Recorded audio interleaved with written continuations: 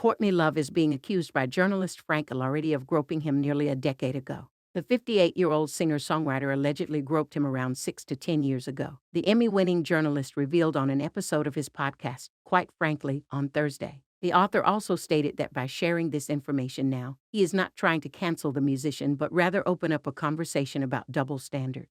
The author recalled being assigned to interview the actress, who is set to return to the big screen after a 5-year hiatus, at Coachella when he was 24 years old.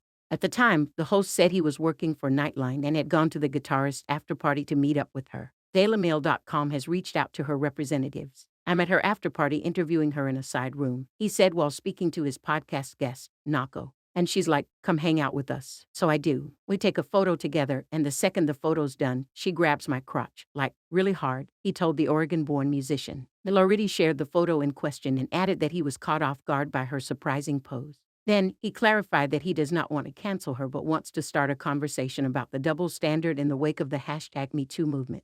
"That would never cross my mind to be like, let me go after her now, 10 years later," he said. "She's a rock star in my head, not to justify it or say it's okay. But in my head, that would never cross my mind to do that," he continued. "Maybe we should talk about it."